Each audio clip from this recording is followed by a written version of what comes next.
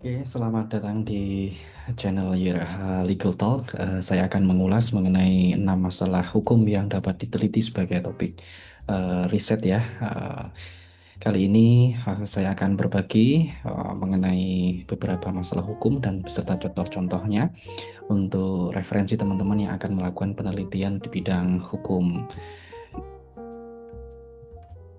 Oke, untuk masalah yang pertama, saya akan menjelaskan mengenai kesenjangan antara das Solon dengan das Sein ya. Sebagaimana yang teman-teman ketahui, dalam melakukan kajian hukum, kita sudah mengenal apa yang kemudian disebut dengan das Solon ya, apa yang seharusnya dengan das Sein dengan apa yang senyatanya. Dasolen tentunya berbicara mengenai idealnya peraturan itu berlaku, sedangkan Danzain itu kadangkala berkaitan dengan bagaimana peraturan itu diimplementasikan di lapangan. Nah, ini sebagai contoh yang bisa teman-teman pilih untuk salah satu topik penelitian.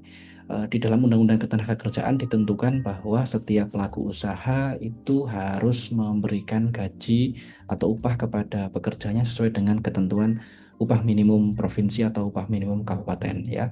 Tahun 2026 ini sudah ditetapkan secara serentak di Indonesia upah minimum provinsi dan upah minimum kabupaten. Namun pada prakteknya biasanya setiap pelaku usaha ya, terutama di pelaku usaha di bidang pekerjaan informal itu memberikan gaji di bawah ketentuan UMK ataupun UMP itu. Nah, dalam hal ini teman-teman bisa melakukan riset di perusahaan atau di suatu daerah yang masih memberlakukan ketentuan pemberian upah di luar yang ditetapkan di dalam UMK atau UMP itu sendiri. Nah, ini salah satu bentuk legal gap ya, apa yang seharusnya dengan apa yang senyatanya. Misalnya terjadi banyak gap, maka semakin banyak hal yang bisa teman-teman ungkap di dalam sebuah penelitian dan tawarkan solusi atau rekomendasi hukumnya. Oke, kemudian yang kedua, masalah hukumnya itu adalah berkaitan dengan ada hukum atau ada peraturan dan putusan pengadilan. Misalnya hukum itu bisa dalam pengertian peraturan maupun putusan yang sudah ketinggalan. Nah, eh, hukum yang sudah ketinggalan ini biasanya tidak relevan lagi diterapkan dalam kondisi saat ini maupun yang akan datang. Ini sebagai contoh Undang-Undang Nomor 9 Tahun 1961 tentang pengumpulan uang dan barang. Nah, di saat-saat terjadi bencana alam misalnya, itu seringkali terjadi penggalangan dana ya, itu atau disebut dengan filantropi. Ini dasar hukumnya sudah relatif ketinggalan. Itu pada tahun 1961 ya. Undang-undang ini masih lebih berfokus pada konteks izin, bagaimana cara memperoleh izin untuk menggalang uang atau barang, namun tidak mengatur mengenai bagaimana mekanisme pelaporannya, bagaimana uang atau barang itu digunakan atau disalurkan.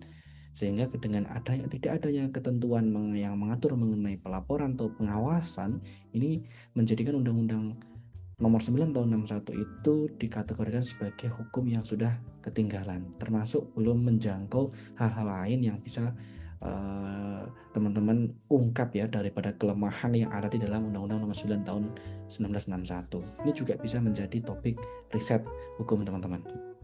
Nah, yang ketiga, ini ada hukum atau peraturan, bisa putusan juga, yang tidak harmonis, tidak sinkron atau tumpang tindih. Nah, ini contohnya ini. Ada di dalam pasal 11 ayat 1 Peraturan Pemerintah Nomor 28 tahun 2025 tentang perizinan berbasis risiko ya, perizinan berusaha berbasis risiko. Itu di dalam pasal 11 ayat 1 dan ayat 2 tentunya mengatur bahwa kegiatan pengadaan tanah itu dilakukan termasuk untuk pembersihan dan pembukaan lahannya. Nah, kegiatan untuk pembersihan dan pembukaan lahan itu dapat dilakukan bersamaan dengan pemenuhan persetujuan lingkungan, ya. Dan ditentukan di dalam penjelasan pasal 11 ayat 1 itu yang dimaksud dengan pembersihan atau pembukaan lahan mencakup penebangan, pemadatan, pengurukan tanah. Ini boleh dilakukan bersamaan dengan proses pemenuhan atau pengajuan persetujuan lingkungan. Nah, namun di dalam pasal 4 ayat pasal 4 Peraturan Pemerintah Nomor 22 tahun 2021 itu ditentukan bahwa setiap rencana usaha dan atau kegiatan yang berdampak terhadap lingkungan hidup wajib memiliki persetujuan lingkungan, baik itu AMDAL, UKL, UPL, atau SPPL. Nah, ketentuan ini berkonsekuensi pada persetujuan lingkungan itu harus dipenuhi pada saat perencanaan. Sehingga ketika sudah ada kegiatan berupa penebangan, pemendatan, pengurukan, pembersihan atau pembukaan lahan tadi itu belum boleh kalau belum memiliki dokumen persetujuan lingkungan. Sehingga ini ada persoalan yang tumpang tindih antara PP nomor 28 tahun 2025 dengan PP nomor 22 tahun 2021 yang mengatur mengenai penyelenggaraan pengelolaan lingkungan hidup atau perlindungan lingkungan hidup ini.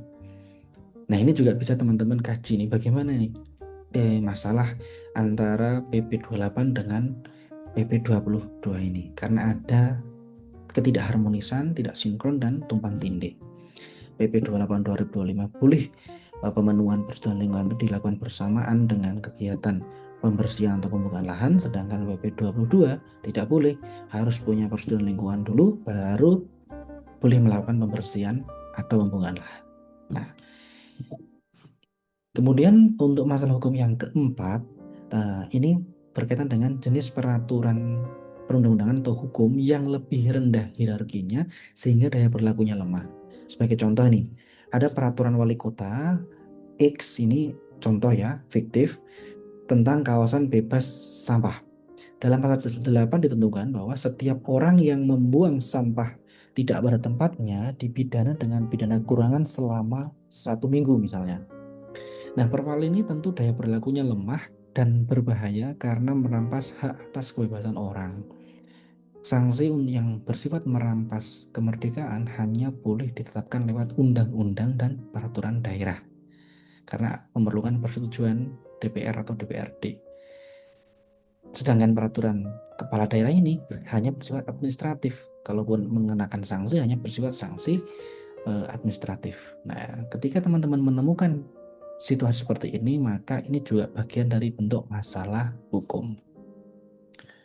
Oke, yang kelima. Nah, yang kelima ini berkaitan dengan ada hukum, baik itu peraturan ataupun putusan, sudah tersedia tetapi tidak memadai lagi untuk diberlakukan. Sebagai contoh, di sini Undang-Undang Nomor 7 Tahun 2017 tentang Pemilihan Umum mengatur mengenai kampanye, termasuk waktu kampanye dan larangan kampanye.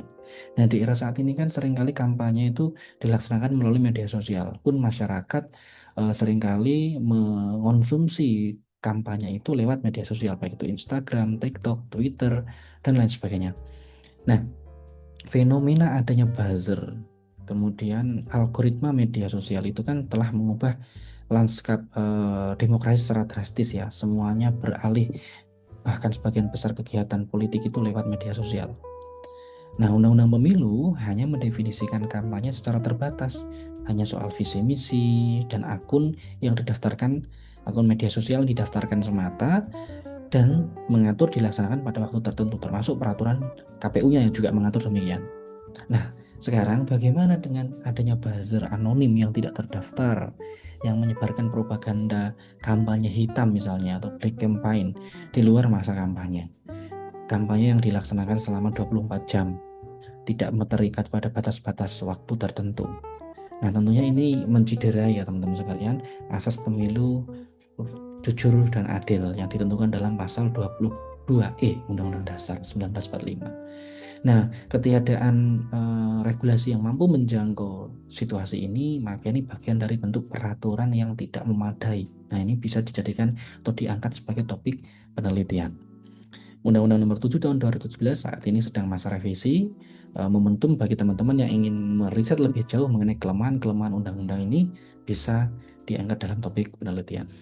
Dan yang terakhir itu hukum atau peraturan maupun putusan sama sekali belum ada atau terjadi kekosongan hukum. Nah, ini sebagai contoh. Ibu negara. Ya, ibu negara ini menarik ya diteliti ya, ada sebagai jabatan. Ya bukan jabatan, tapi ini sebagai entitas yang eksis di Indonesia maupun di negara-negara lain. Ini ibu negara kan seringkali konotasikan sebagai istri presiden atau istri wakil presiden. Khususnya negara yang presiden atau wakil presiden adalah laki-laki, gitu ya. Ibu negara ini memperoleh kedudukan tersendiri ya dalam struktur ketatanegaraan ya secara informal. Dia memperoleh pengawalan dari Pas Pampres, memperoleh fasilitas negara, staf dan lain sebagainya, bahkan anggaran operasional untuk kegiatannya. Nah, masalahnya tidak jelas mengenai peran, fungsi, hak, kewajiban dan batasan kegiatan ibu negara ini. Karena ibu negara ini itu berkembang karena adanya konvensi ketatanegaraan ya, berkembang karena kebiasaan. Dia biasanya sebagai pembina kegiatan perempuan dan lain sebagainya ya, mendampingi presiden atau wakil presiden untuk melaksanakan kegiatan ketatanegaraan. Nah, seringkali memicu masalah dalam konteks penggunaan anggaran negara, termasuk bagaimana hak dan kewajibannya dalam menggunakan fasilitas negara. Nah, ini teman-teman bolehlah teliti bagaimana sih sebenarnya kedudukan ibu negara dalam sistem ketatanegaraan. Ini isu yang menarik karena belum ada sama sekali aturan atau hukum yang mengaturnya.